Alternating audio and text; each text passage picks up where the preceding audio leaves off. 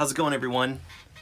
First, I wanted to thank everyone that's come to my channel, watched the video, looked at what I've been doing, commented, liked, subscribed. Thank you so much. Definitely the reason why I'm making another video here. So I wanted to give a perspective on the Headrush Looperboard. And the reason why I wanted to do that is because so far there haven't been really any reviews out there, especially not from the perspective of a musician, whether it's a live looping musician or someone getting started with looping. And real quick, I want to tell you where I'm coming from as an artist so you can understand the perspective that I'm going to adopt while I review the Headrush Looperboard.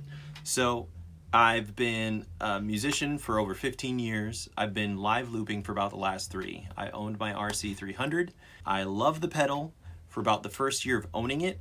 I never showed anyone that I was doing any kind of looping. The first year of owning the RC300, I just holed up in my basement and practiced, because live looping, if you've ever used a looper pedal as complicated as the RC300, you know that it's really difficult. There's lots of other artists that I meet that watch me as an artist and are like, how did you learn how to do that? Well, a lot of time in a closed room, letting no one see the kind of garbage that I'm putting out there as an artist. After that first year, the second year, when I would introduce it live, it was actually occasionally, I would say 20 to 30% of the time, a train wreck. I would actually try to do some live looping and it would utterly fall apart. Sometimes because of technical difficulties, sometimes because of just my sense of rhythm. I'm not that actually rhythmically attuned. I don't play drums. I'm an acoustic guitarist by nature.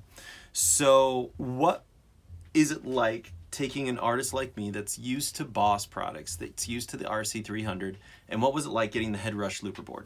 I'm going to take a couple of different aspects of that. I'm going to use my experience as a live looping artist. I'm going to tell what it's like switching from the RC300 to the Looperboard, and I'm also going to ask the question and try to answer it: can the Looperboard improve upon the RC300? If anyone that's used that pedal knows, it's hardly perfect, but for live looping, as far as high end, it's the best thing out there unless you're wanting to do Ableton Live and a MIDI controller. First thing I'm going to do is I'm going to review the Looperboard. Second thing, I'm going to review it compared to the RC300 in my experience with it, which might be unfair. Just to give you a timeline, I've owned this pedal for about a week. I heard about it last Tuesday.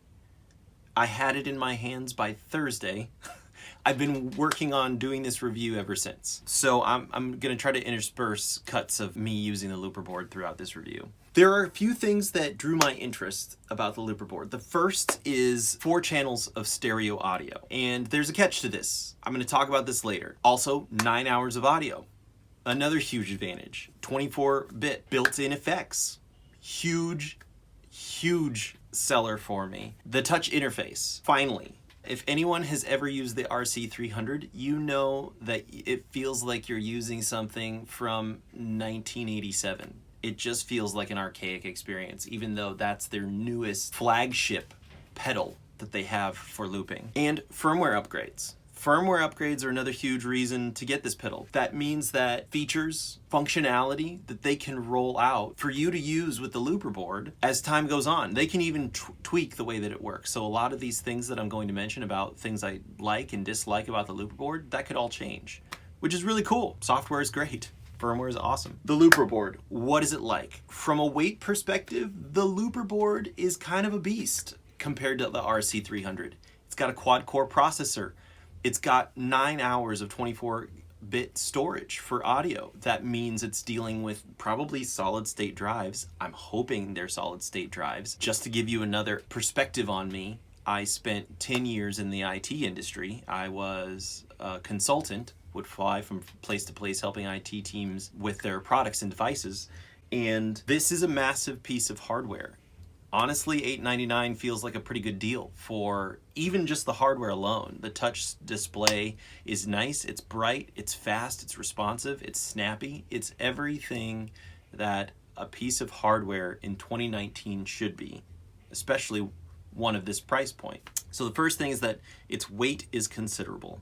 Its size, pretty large.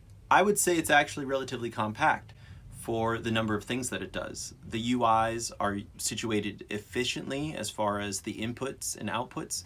The switches, while not my favorite layout, are actually spaced accordingly. So the size, it is a little bit larger than the RC300. It's a little bit deeper, but it uses that space for the massive display, and I would say that it uses it well. I want to be able, I'm 6'3", I'm a lot further away from the ground than a lot of other artists, and I want to be able to see things on the looper board at a glance.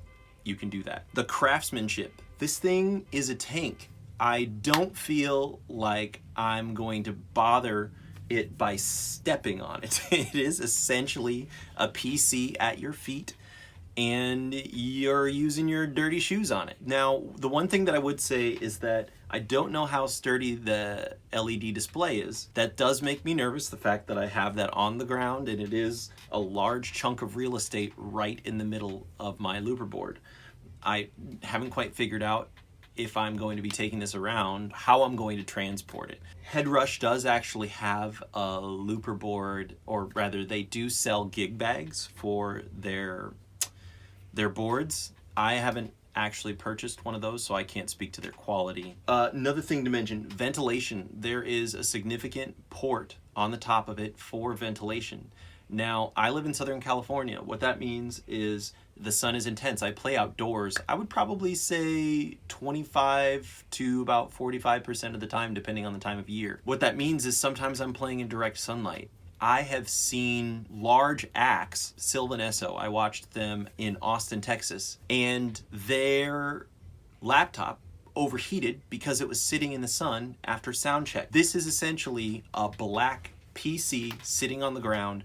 I'm curious about overheating. I haven't actually heard these fans kick on yet.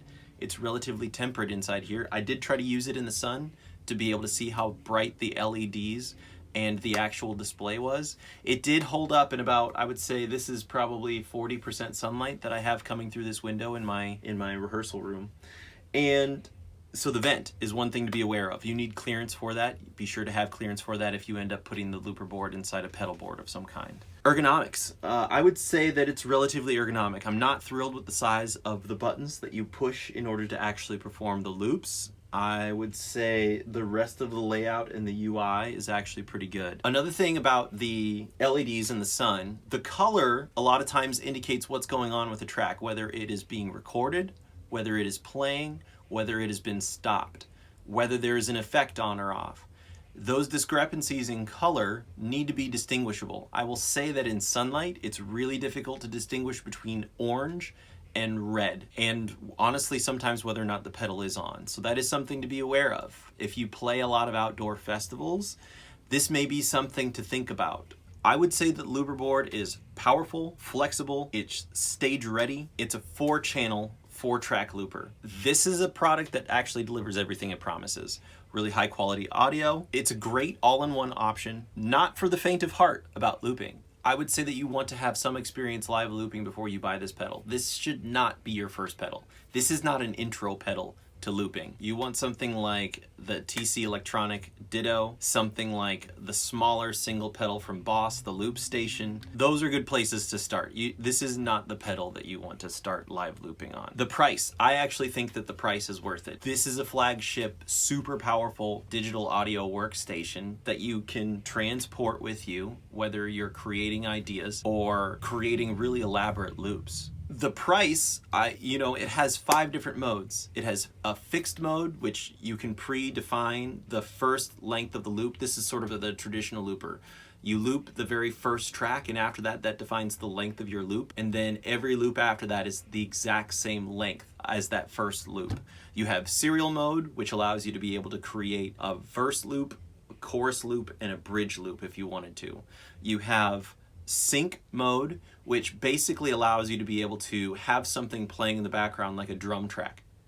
And then after you have that drum track imported, you can create loops on top of that that are basically multiples of that initial loop, whether it's a drum track or something that you're creating live. There's serial sync, which basically lets you have a drum track in the background and then lets you, again, pre-designate section 1, 2, 3, and be able to switch between those. And there's finally free mode, which is not set to a length designated time. It's for creating soundscapes. It's kind of a really cool bonus feature if you ask me. It's definitely not something that as a live looping artist I will probably use. The effects. So Headrush has a bit of experience under its belt building really high quality multi-effects pedals. Their other effects pedals actually do have looper features built into it. This is basically them taking that looper feature and building out on it. So their effects are really high quality, really high fidelity, very useful. But the thing that I would say is that it took me a little bit of time to get used to the differences between thinking of the effects as an effects rack and also realizing that I could, if I wanted to, be able to separate out pedals from that particular effects rack. There's too much toe tapping overall if you're just going to use it right out of the box. So with the effects, the way that that's accessed is through a separate foot switch. Once you do that, you have to select the track, select what you want to toggle. That's 3 or 4 clicks for what should ultimately, in my opinion, be 1 click. On or off. Another thing that's not necessarily intuitive with it is that the effects are applied automatically at first with what Headrush calls an effects rack. What that means is you can think of it like a signal path with a compressor, overdrive, reverb, delay, all of these things that you want to put on a signal, and you would either route your signal through all of those or not at all and just have the dry signal. You can break out those different effects and be able to toggle on certain pedals, but you have to designate that ahead of time in the effects rack and have to do some editing and some tweaking before you're able to just go up and running. So something to be aware of there. The one advantage is that the scenes are really high quality and they sound really good. The expression pedal. I did not get an opportunity to try the expression pedal out. I really want to. It is something that the RC300 does have built in. This one does not. I would say even on the RC300 I don't use the expression pedal a lot, but there are a lot of really cool effects that you could potentially break out from the Headrush Looperboard into the expression pedal.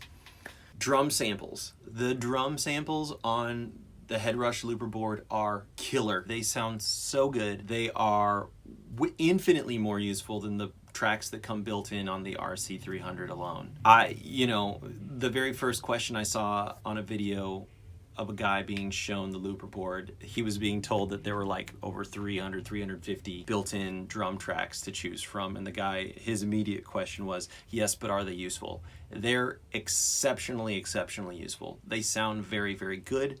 There are a lot of different grooves, a lot of different genres. The bases are covered. I'm impressed by the drum tracks alone. One huge advantage of the Headrush Looperboard is that almost anything can be tweaked live via the foot switches. The drawback to that is that almost anything can be tweaked live via the foot switches. I have never done more toe tapping, tap dancing since I got this pedal. The reason being there's a lot that the board can do, which is great. The drawback to that is that there's submenus and submenus in order to be able to access that. And also the USB interface, yes please. The ability to use this as a recording option with a digital audio workstation. I believe that they actually partnered with Avid with Pro Tools to be able to offer a lot of additional Pro Tools functionality. I haven't actually tested that out yet, but apparently that's something that the pedal is capable of doing. Another thing about the UI. The UI, I would say, is a good first effort. Now, the thing about it, looking at the UI, when I say the UI, I'm talking about the actual software of the Looperboard, or what the Looperboard would call firmware. Looking at it, the problem is that menus, submenus. Not everything is super intuitive when looking at the Looperboard, which is fine. You have the user guide for that. But I would expect a little bit more attention paid to the UI. It is super smooth. It is super polished. It is not buggy at all. So I would say for the Looperboard, the fact that this is the very first iteration of this software, actually I think I updated it to firmware 2.0. It's still a really highly polished experience. If it is in fact running some kind of mobile OS or something like that on it, then they did a really great job of purposing it for the Looperboard. The display is brilliant. Yeah, I can't say enough about the software and the hardware component of it. It's a really good quality product. All right. Let's compare this to the RC300, because essentially you have the same number of inputs. However, the line in is actually stereo on the RC300. What I mean is that technically, if you wanted to, you do have 4 inputs on the RC300. I am using the looper board with stereo effects, stereo outboard effects. For example, you've seen my Big Sky. My Big Sky has stereo reverbs. Well, that means I'm taking up 2 channels to be able to create a stereo image. I can pan them left and right. So when they're talking about you have 4 stereo tracks inside the Headrush Looperboard, what they're actually saying is that you have 4 tracks that are stereo capable. Each of those inputs going into the looper board, they're actually mono. I've read all the way through the paperwork for the Headrush Looperboard. It does accept a TRS input, but to my knowledge, I actually cannot tell the looper board that that is a stereo signal, and it should be recording that stereo track. If they update that firmware or break it out in some way, that would be great, but to my knowledge right now, each of the inputs into the looper board are actually a single mono channel. Now, there's not a lot of places that live are even running their boards stereo. They're usually running them mono. So for most live situations, this is going to be fine. The advantage over the RC300 that I was saying is that every single channel on the looper board, the input, is actually a combo jack. That means whether you have 3 keyboards and you're using 3/4 inches out for those into the looper board, or whether you have 3 different vocal mics all going to different instruments and they need XLRs, it doesn't matter. With those combo jacks, you can either use the XLR or the 1/4 inch or a TRS input of any kind. So it can do both balanced and unbalanced signals, which is pretty awesome. The looper board, like I said, is just a little bit deeper than the RC300. That means that if you're trying to input this board into a setup that you already have, chances are good it's not going to fit. It's not going to fit in my pedal board. I actually tested it out, compared them side by side.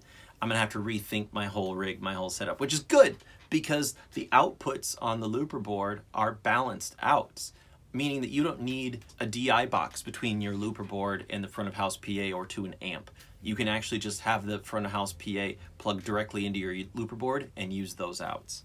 The RC300 is not infinitely routable as far as the signal path goes.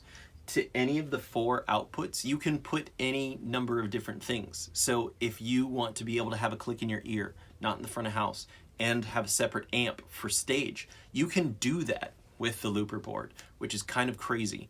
I have been trying to use the click in the past with the RC300. I gave up because I had to bring so much more extra gear just to be able to route the click into my ear the correct way. This is the part that you probably want to know. So the RC300, as far as how you use it compared to the looper board, I gotta be honest, I don't know if the RC300 is easier to use or if Boss has indoctrinated me into its way of thinking for the past, 3 years that I've been looping. Number one, I had to go into global settings to change a lot of things so that I could manipulate the tempo of the scene according to the loop I recorded, so the length of the loop I recorded, instead of the tempo that was pre-designated by the scene. And also that it should immediately begin overdubbing once I close that loop. Another thing that you cannot do is once you have recorded the loop, if you immediately wanted to begin recording on a second track, rather than stopping the recording of the first track, you cannot actually do that. What that means is that to build up your loops, it's going to take an extra repetition for you to be able to do that, whether it's in fixed mode or in serial mode, which is kind of a drag. I hope that that's a firmware update that comes out, because right now, when you are recording a track and you want to immediately begin recording a second track, there's no way to do that. You either are recording on both tracks or you are recording only on the first one again, and then have to stop recording on that first track and then can begin recording on that second track. All right. So I wanted to take a closer look at differences between the RC300 and the looper board, particularly about how you cannot immediately begin overdubbing a new take on a separate track just by closing out the loop. And I've already made a video of this, but I actually neglected to hit record, so I'm going to try to do this in a way that makes sense. So 1 second. We are now in fixed mode on the looper board. I had to clear out the audio tracks. Now what I'm going to do is I'm going to play a loop, and then the next thing I'm going to do is conclude the loop, but I'm going to try to begin recording on a second track. So actually I'm going to do it correct the first way. and then I'm going to show you the way that you would do it on the RC300. So the very first way I'm going to do correct for the looper board. Here we go.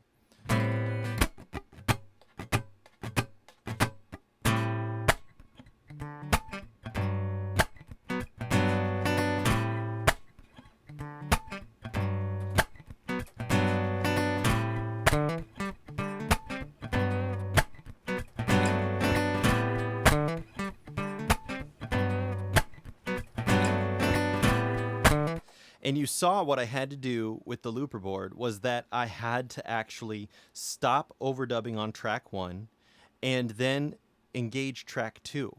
Now, you can do that on the RC300 as well, but another thing that you can do on the RC300 is if you push play or record on the next track, it actually stops recording on that first track and allows you to be able to record to the second track. So I'm going to show you the way that you would do it on the RC300. Here we go.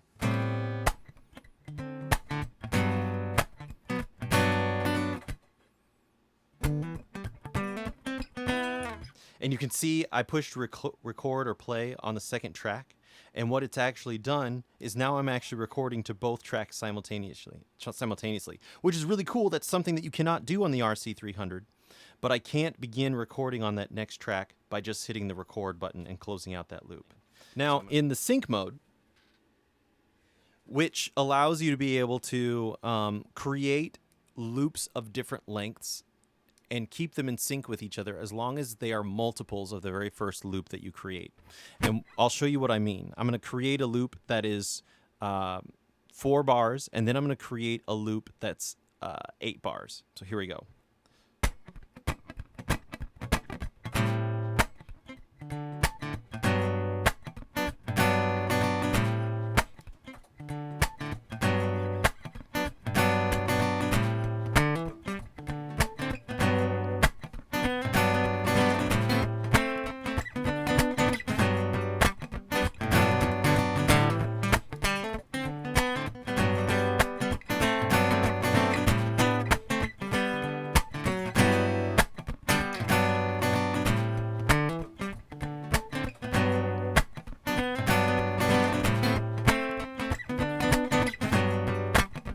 Which is pretty cool, right? Well, the problem with this is that if you hit the play or stop button a little bit early, what's going to end up happening is that it's either going to cut off your loop too short or make it go for another longer progression than you mean it to. So I'm going to start something on track 3, and you're going to hear what I'm talking about. Oop. Here we go. I want to actually erase that.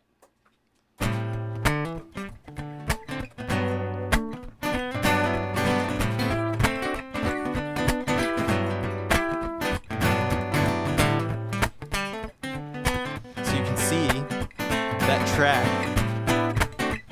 is still going, so if we were to play it back,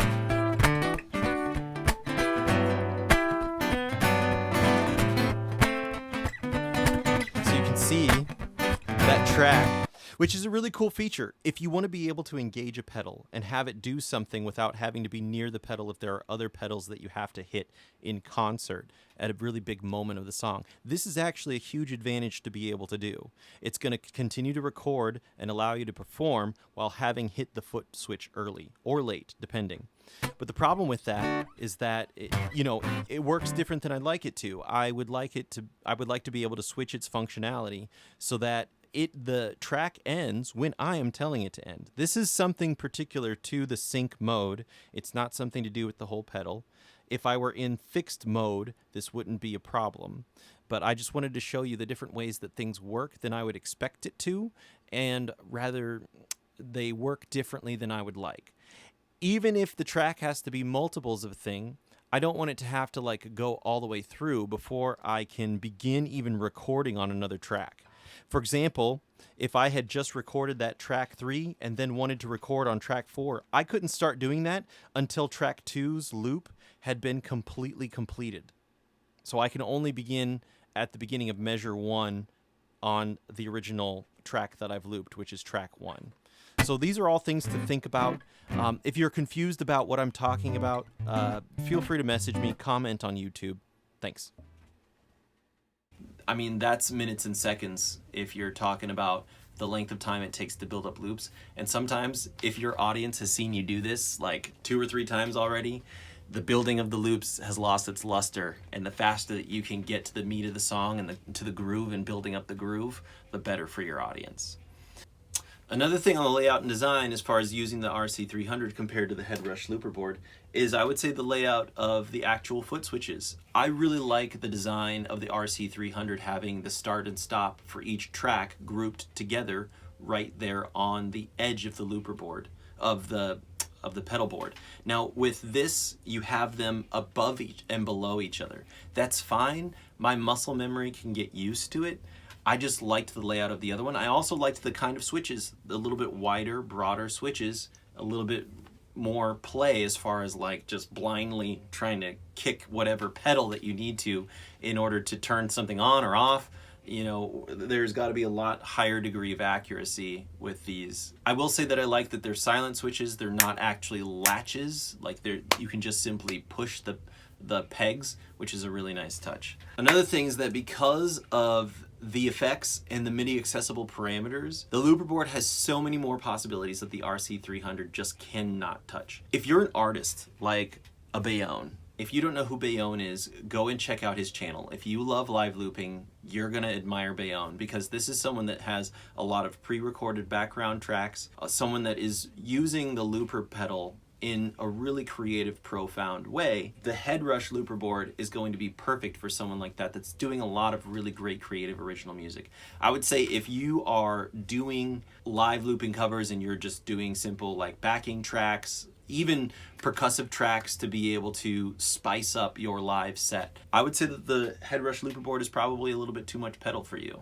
and is going to be probably more frustrating, especially if you're switching from an RC300 to the Headrush Looperboard. The one thing is that the FX rack is space saving, so if you only were using a few effects and you don't want to have to bring those effects, you're going to have a lot more effects in the Headrush Looperboard than you even had from outboard gear.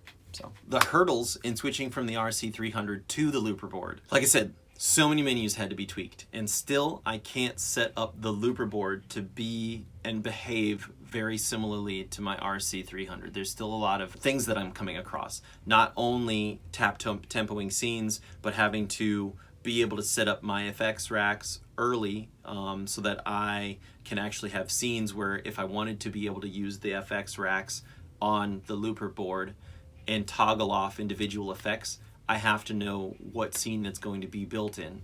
So I have a lot of setup to do, which I did on the RC300, to be completely fair. The layout, I already talked about that, the switches and whatnot.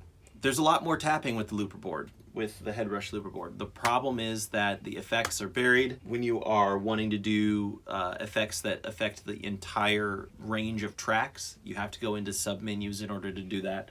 Rather than a function switch, I wish that that was built out in different switches.